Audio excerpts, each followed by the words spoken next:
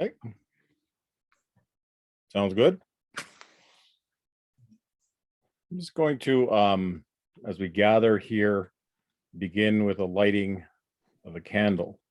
And so in our Christian tradition, we often light a candle for Christ. At this time, this orange candle is a reminder of why we gather and what we are doing today in particular with the Indigenous Day of Prayer and why that's important for our people, why that's important for our relationships, and what the vision of our ecumenical elders were striving for in their work in the 1970s, and what they continue to work toward with friendship centers and other events, which are also part of the ecumenical movement and the history of Morley. And so the ecumenical movement there try to reach out to predominantly Christian organizations to help in the work of demystification of the our understandings about spirituality. That was came to a head because of the church had been a divisive figure in our communities a lot of times. Many small communities had numerous churches, up to 20 churches in some small communities with 100 people, and dividing the communities by family and belief and those that would follow in particular ways, so that there became a polarization depending on what denomination you belong to and what practice you belong to, something that had never been there before, and especially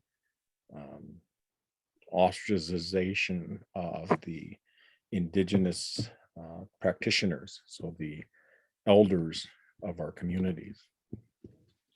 And so we offer this prayer and as we do it as an opening.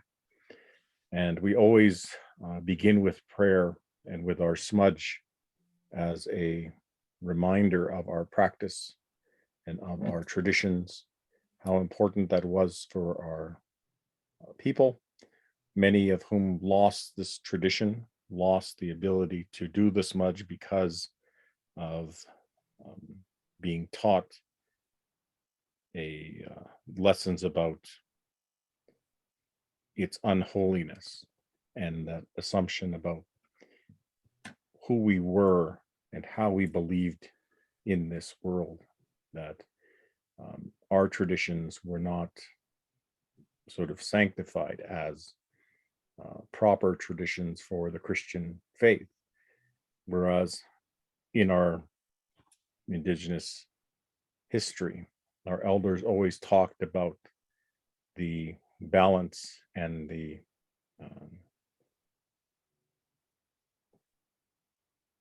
continuity, the symbiotic relationship that Christianity has to many of the teachings of our elders.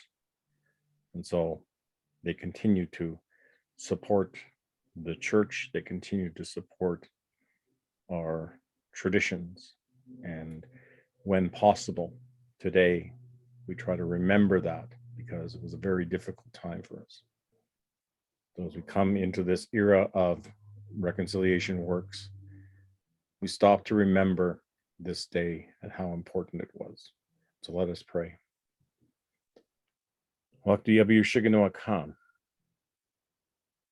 Merciful God, God of all, one who watches over us in this creation and sees what we are doing, sees our effects, our beliefs, and our understandings. As we grow as a people, as we grow in our understanding of our impact and relationship to the world around us, you know our hearts, you know our weaknesses, you know when we are trying to do better. You offer support and guidance and visions when we step into the world to live your purpose. And so we give you thanks for this journey, the journey of those gathered here, and all those who are remembering and commemorating this time. We remember our elders who have gone on. We remember our family who have gone on. We remember those teachings and close connection that we shared, and the way that we are following in their footsteps today, how important that is for our well-being and the well-being of our planet. So for these lessons and teachings, we give thanks. Om Jagezi Twan Jezi, Jesus Christ, Jabar Jezi. Chagawaka, Wahogu, Raichin, Narizi, Narigi Chabichan, Nagahaz, Naguachetne Echiath. Amen. For those that will be viewing the session afterwards, I'm just going to share screen for what this day is really about. It began in 1971. The conference itself that happened, where the elders gathered from North America, was a response that started happening in the Anglican Church in the 1960s and in the United Church in the 1970s. There was an individual, a figure named, I've just lost his name and on the tip of my tongue, but individual was a Cherokee anthropologist who was going around encouraging people to participate in some gatherings, primarily for leadership and for a remembrance of our ceremonial life. And he joined up with a number of individuals, Ian McKenzie, who later formed the Indigenous Ministries at VST, where I recently graduated. So there's a strong connection between the work of this movement and how Indigenous people have come to their faith and to their practice in our communities. So this is the one screen that I've been working on. This is the culmination of a lot of years of study and finding the tenets that came out of our original work in Morley. So I was there as a child at the Indian Ecumenical Conference, and that in 1971 they declared a day of prayer in their first gathering at Morley. They wanted to have to commemorate the day of prayer for all those who had gone on in our journey here on Turtle Island. At that time, you'll see at the bottom here, General Council 24 with the United Church adopted the day of prayer in 1971. The same thing happened with the Anglican Church. And so throughout the 70s, there was an observance of the day of prayer. And the day of prayer was always June 21st, 1971 to 1979. And after that point, there became more political movements around it. But within the Anglican Church, they always remembered to observe the day of prayer. There was an individual and a Cree priest whose name is Andrew Hennekew. He was very instrumental in having the church adopt and to observe the day of prayer. He was a very close adherent of the Ecumenical Conference. When he came to the conference in later years, he received a pipe, and he was a pipe carrier, a knowledge holder, and would heal people. He became a healer. And so he was always a big proponent of the power of our ecumenical gathering, the power of bringing Indigenous people and the traditional Indigenous spiritualists together to share stories, to share prayers, to share practices. In 1981, there was a request from our Alberta Billy, who recently passed away, and she was the first person to request the apology. At the bottom here it says, Alberta Billy stood before the leaders of the United Church and asked the church to apologize to the Native peoples of Canada for what you did to them in residential school. So this is the first call for apology, and the United Church apologized in 1986. During this time, the Indigenous Day of Prayer morphed into, with the National Indian Brotherhood, which was the precursor of the Assembly of First Nations. They called for a National Aboriginal Solidarity Day, which was also to be June 21st. Then Elijah Harper also called for a day of prayer in Winnipeg at the Sacred Assembly in 1995. In 1996, there was a groundswell of support. So we had Aboriginal Day declared, and then that led to further exploration of the rights of Indigenous people, the recognition of Indigenous people, the Royal Commission, and other efforts. We had the second apology from the United Church for residential schools, and that triggered the class action suit of the residential schools. So then a negotiated settlement happened where the federal government was forced to apologize. And that apology came from Stephen Harper in the House of Commons in 2008. The next year, they declared Aboriginal History Month. And so we didn't just have a day anymore. June became Aboriginal History Month. For the interim, that's when we had the Truth and Reconciliation Commission that was triggered by the residential school agreement. And the results of that became the 94 calls to action. The 94 calls to action were adopted, as you see in the bottom here, by the United Church, along with the United Nations Declaration of the Rights of Indigenous People. And so we continue to work since 2017, Aboriginal Day being declared. We continue to work on some of these understandings, some of the more painful parts at the bottom here.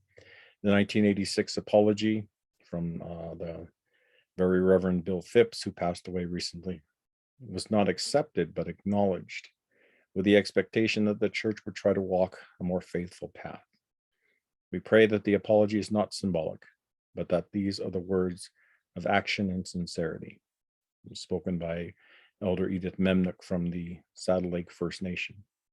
So this in a screenshot is the history around Indigenous Month, around Indigenous Day, what we are commemorating, and the idea going back to that Indian Day of Prayer, the Indigenous Day of Prayer.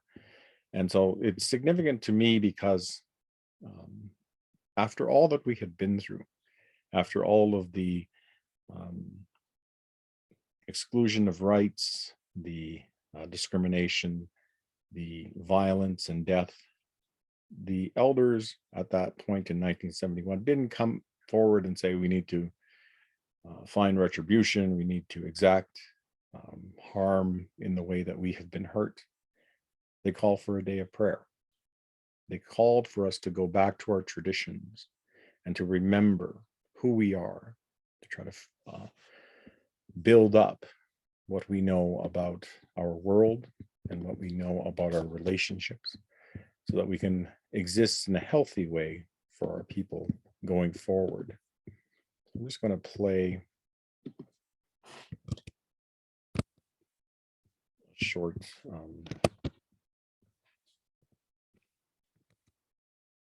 contemplative song. You want to turn down your volume? I'll share this.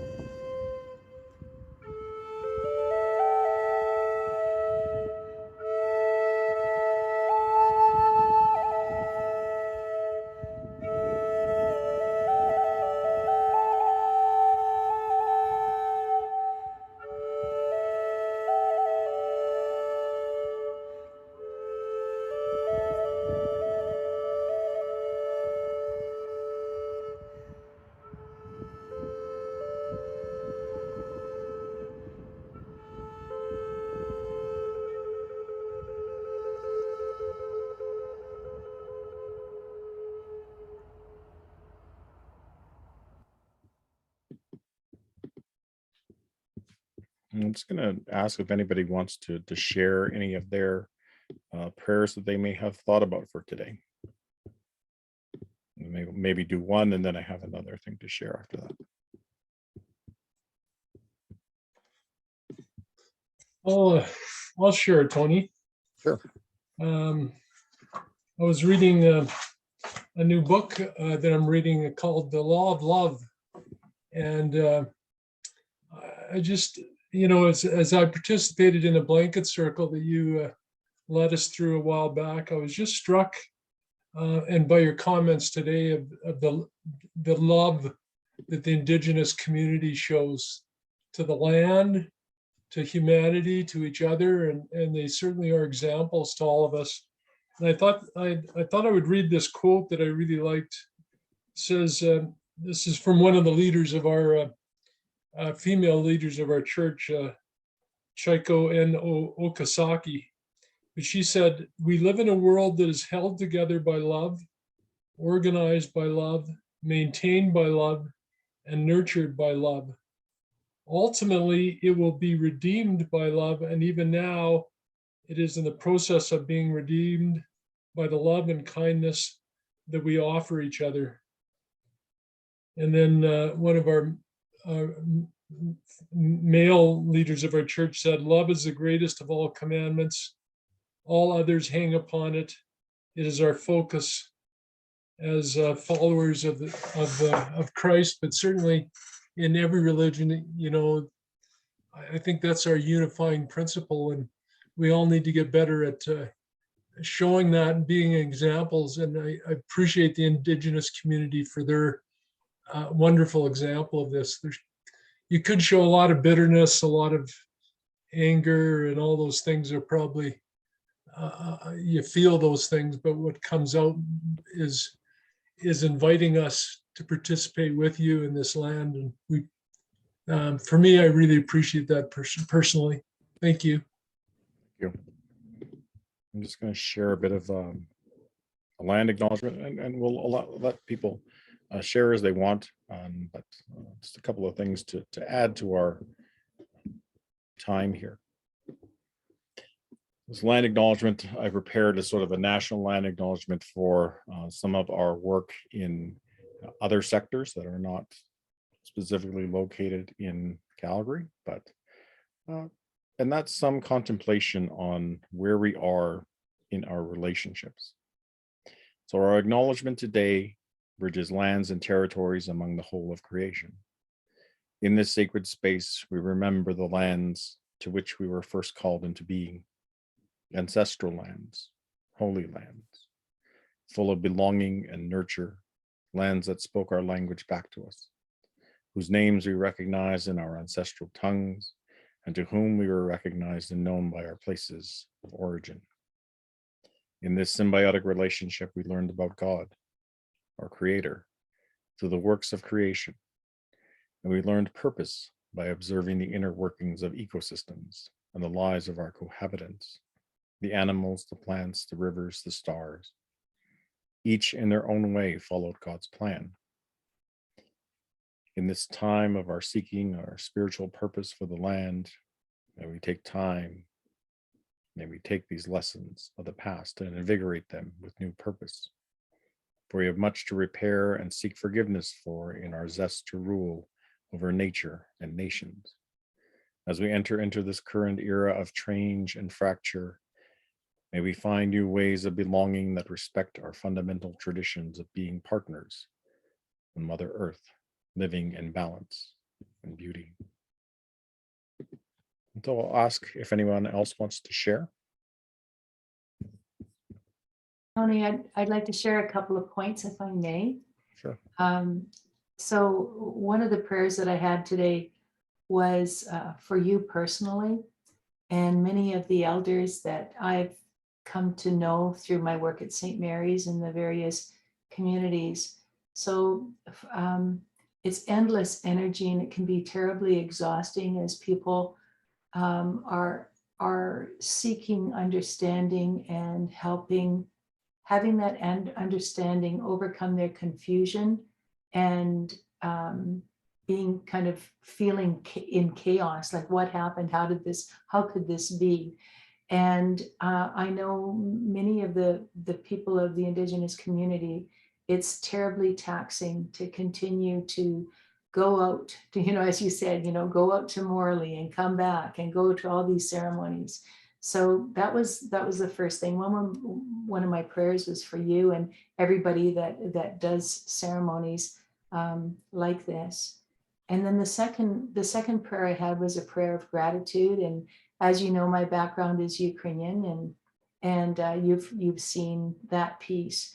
And I'm just grateful for the time that the Indigenous people helped the Ukrainian people when they first arrived in Canada to survive those bitterly cold winters. And they would have died without that support. And so just very grateful for that piece. And then the third piece is an intention that I pray for, and that is to be able to spend more time and seek more knowledge, so that in some small way I can have the words to help others that may still be angry and they don't want to hear about it on the news or whatever the latest topic is, so that we can be those avenues to peace and forgiveness. Thank you. Thank you.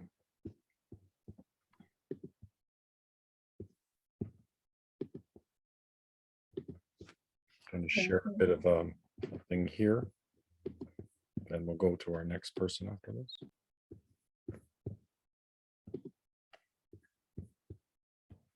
We can not only say that my great grandparents used to live over there. I can go over there, and all it is a drive or a walk. The settlers and European Americans and every other immigrant to this country, if they want to go see where their ancestors were born and lived and walked and breathed and ate and hunted, they have to leave here. I don't have to. That loss of connect is what is the biggest downfall, I believe, is that loss of reliance on the land and that harmony of creation. People have wandered away from that idea of sacredness, that sacred connection, that spiritual connection with the land, with the people, with the air that we breathe. I encourage people that aren't indigenous to this land, go back home and experience, even if it is just for a week vacation. Go back, see where you come from. Go back to where your people first put their feet and feel that soil, touch that tree, walk in that water, build that appreciation for the land that you come from. This earth is a living being.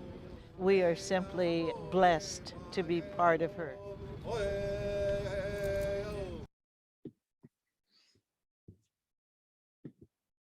So some connectedness around how we view our relationship with the world around us. And I think that that's part of the teaching of today and the bringing forth of our understandings about relationship. So if anyone else would like to share.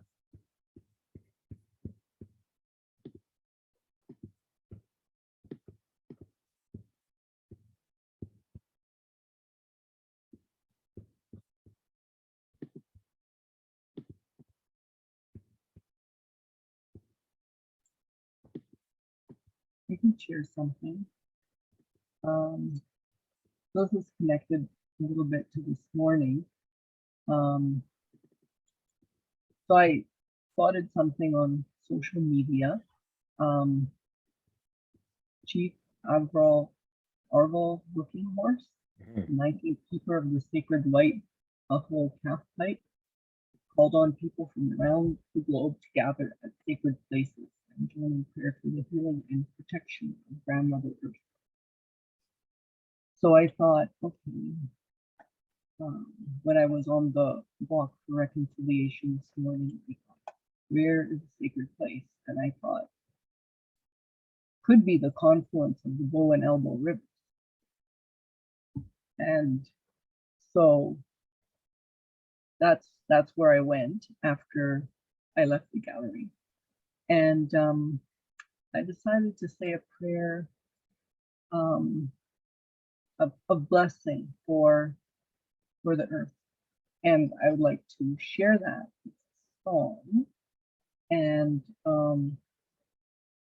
better that little video sing it than me sing it. So I'm going to go to, oh yes, I need to press the share button, right? Sure.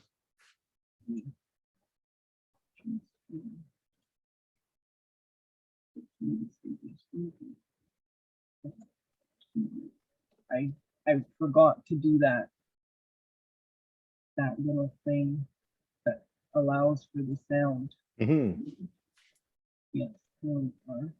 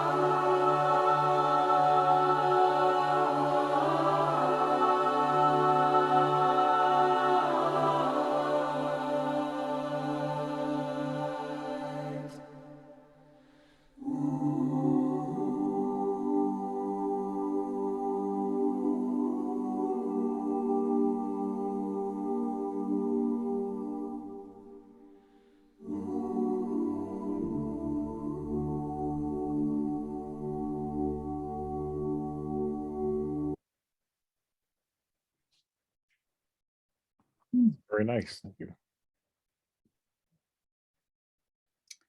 Well, the first Indigenous prayer that I ever heard said really warmed my heart, and I think it applies to all of us, to all human beings on earth.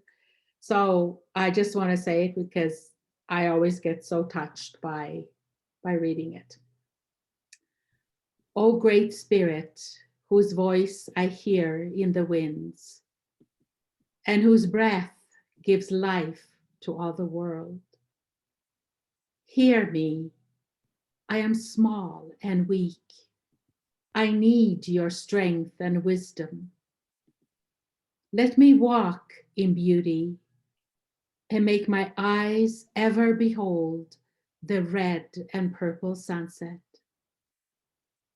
Make my hands respect the things you have made, and my ears sharp to hear your voice.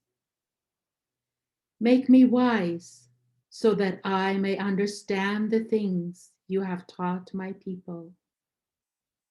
Let me learn the lessons you have hidden in every leaf and rock. I seek strength, not to be greater than my brother, but to fight my greatest enemy, myself. Make me always ready to come to you with clean hands and straight eyes. So when life fades as the fading sunset, my spirit may come to you without shame.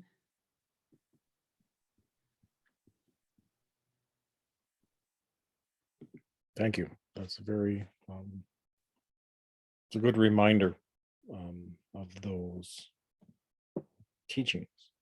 We grew up hearing these words and grew up remembering those voices from our earliest childhood, the people that came through this area. And when we hear that, we've heard that related in the same context for the Ecumenical Conference. It's always a sharing, almost like the Lord's Prayer for the Christian church. That comes up again and again in our gatherings. Just a reminder of how we are in these spaces. I just want to share this as almost a parallel to that, in how an elder speaking is sharing with us a perspective that we may not have thought of. And I think that this particular individual has given a lot of insight.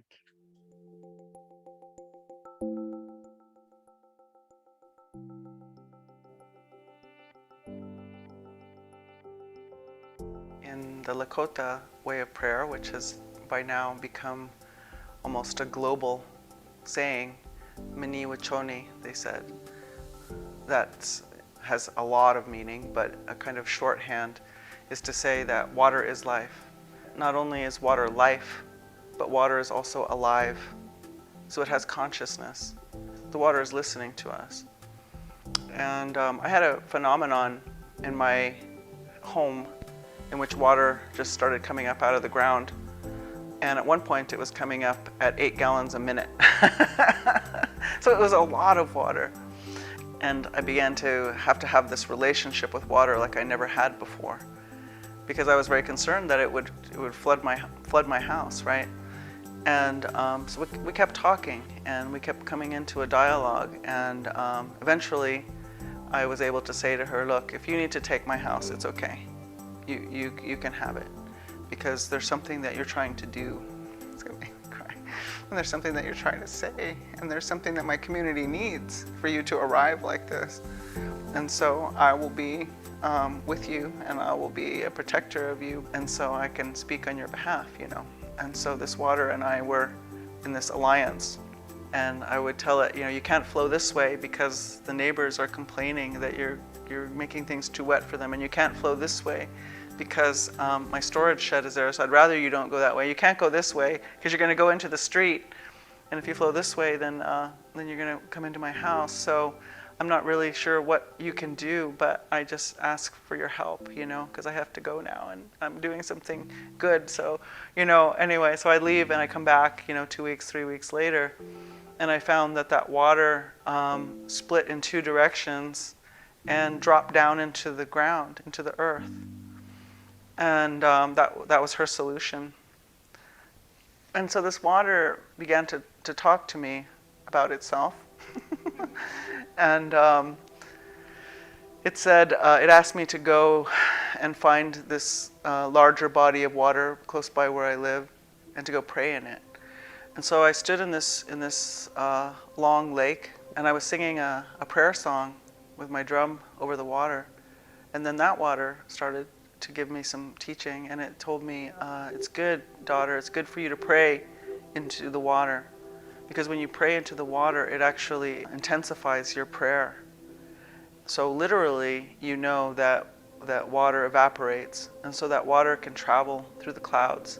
So your intention and your words travel through the clouds, and they can go anywhere they want to go, right? So your prayer and this intention that you're setting can travel through the clouds, and maybe they're going to go and send a little snow down over the Andes. And so I could feel it, that the Andes would say, oh, my granddaughter, she's praying. She's praying, she's saying good things, and she's asking for good things, and she's aligning herself with life. And so even the rest of the life, all of the jungle, etc., would be sharing in this intention. And so it was saying, so literally in that way, the water travels, and this consciousness that you're emitting in your prayer into the water begins to travel throughout the consciousness of this life on the earth. So it said, it's really good that you're praying. And then it said, and not only does it travel over space, but it travels through time, because it's always been the same water. Maybe as this Mother Earth travels through the cosmos, we might be gaining some water, but nevertheless, the original water is still here, because this is what we call a closed system, right? So that water just stays here. So we can know that every single person that you see, all of our ancestors had a drink from this very water. So it really does unite us and tie us all together in such a beautiful and graceful way. So one, yes, it's a call for respect, but also it's a call for rejoicing in, like, look where we are. Look how magical this life is. And so we're just talking about one element here, water, and that's just one aspect of this element. So there's so much magic and mystery all around us if we have the eyes to see it, and if we have a way of listening for that teaching and that instruction. So for me, the water is extraordinary and sacred. And so just some thought around what we are bringing into this perspective as Indigenous people and as thinkers in this world about our relationships. And so if anybody else wanted to share, welcome to join. Yeah, I'd like to share, Tony. Thank you. Just to add on to that, that's one of the things that I appreciate most about Indigenous cultures across the country, is that interconnectedness with all life, and how powerful that is. And it saddens me that we as non-Indigenous people have spent so many years trying to suppress that versus appreciate that gift that the Indigenous people have to offer the rest of the world. And so I just wanted to offer a prayer that was put together by our national church. It was for last year's, but I think it's such a beautiful prayer, and it really speaks to my heart.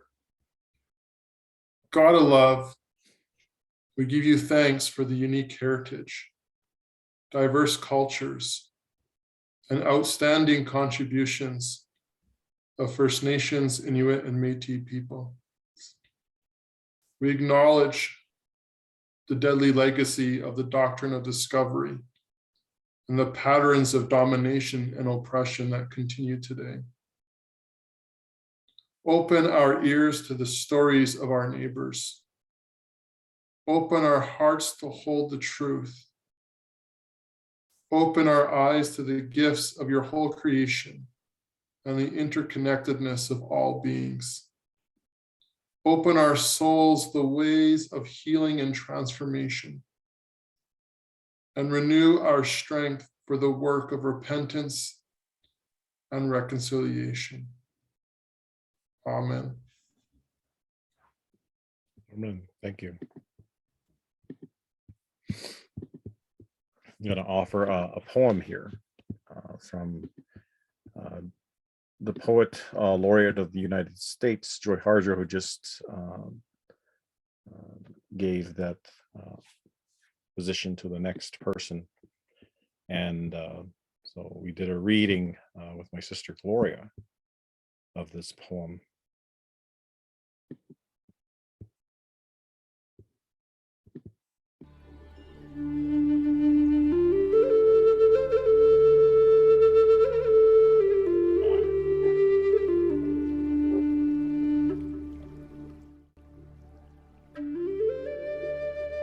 woman can't survive by her own breath alone. She must know the voices of mountains. She must recognize the foreverness of blue sky.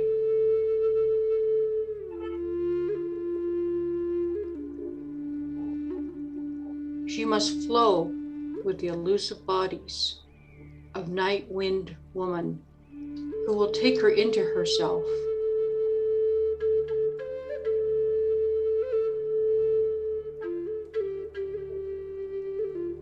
Look at me. I am not a separate woman. I am a continuance of blue sky. I am the throat of the Sandia Mountains, a night wind woman who burns with every breath she takes.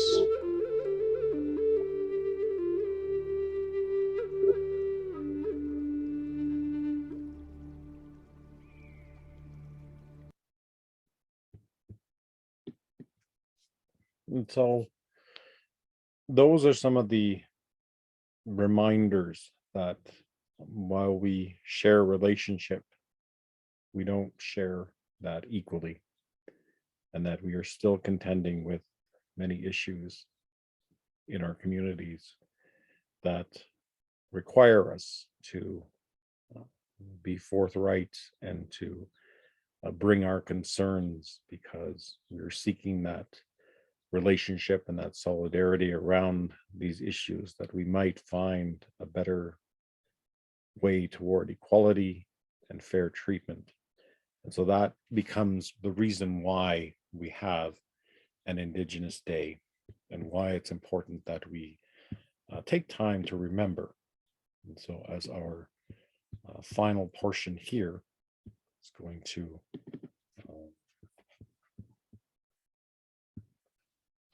share this video reminder that we did 2 years ago about Indigenous Day.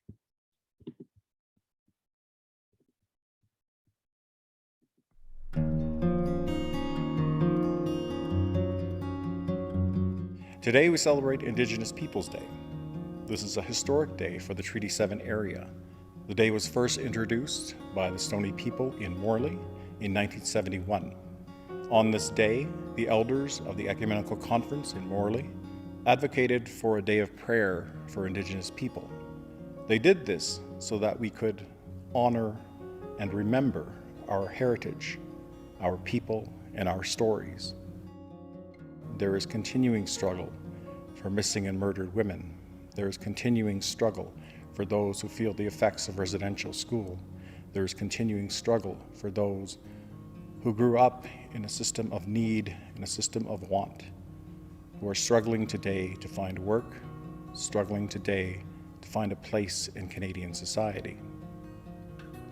We hope that in some small part, we can do our best to reach out to those community members, to those in need, to help and to be of service as a church body looking to do good in the world.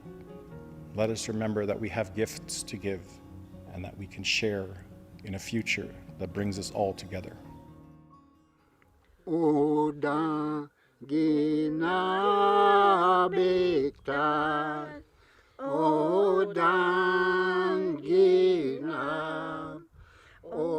From this historic site along the Bow River, the Stonies worshipped along with the Methodist missionaries, and this mission evolved into the United Church.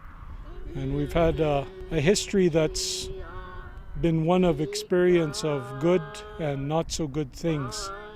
So I think I can share that the residential school was a thing that was very hard on our people.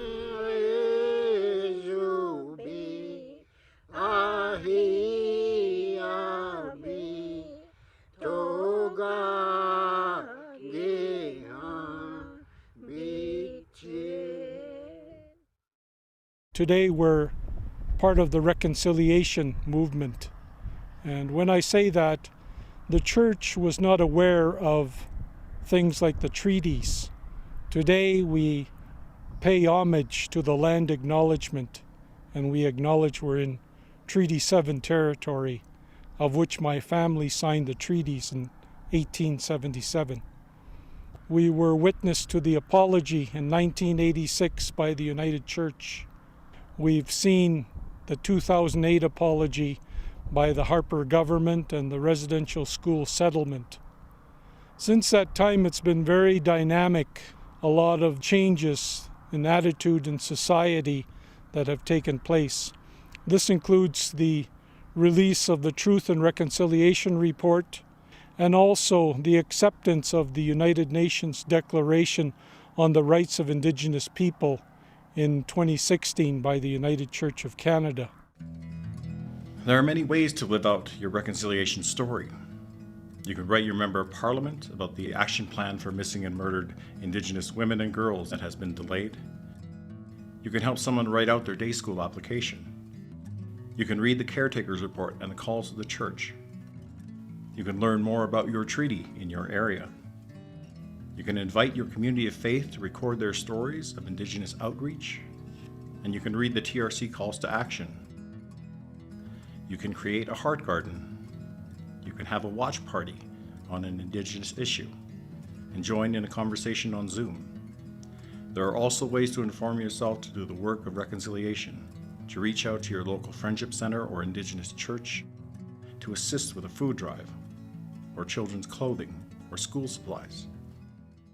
There's a lot of history to remember. There's a lot of work that the church has done, and there's a lot of reconciliation work we need to do. We are witness to an area that had a residential school. I myself am a day school survivor, and I wanted to share that even though the history and the abuse has been hard to take and understand, we're working through reconciliation. And by apologizing, the church has said they're ready to work with Indigenous people. And by the country apologizing in 2008, there are opportunities to come together between Indigenous and non-Indigenous people. I would say that our calls to action reside inside the Truth and Reconciliation Report and also the articles of the United Nations Declaration on the Rights of Indigenous People. So these form the framework for all denominations of churches to move forward and to work and to remember the history of the Indigenous people. And I hope you will dialogue and begin relationships that are positive with Indigenous people in your area. Learn the history, learn the language, and learn how to relate to one another.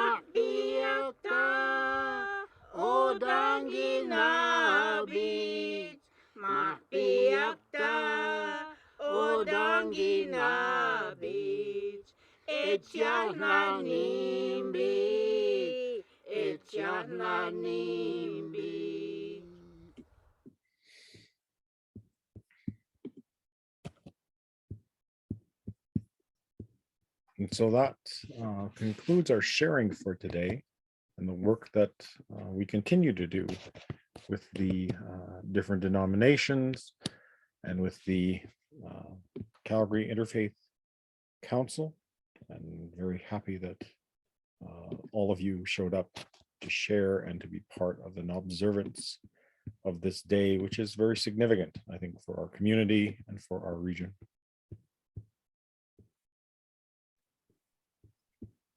Thank you so much.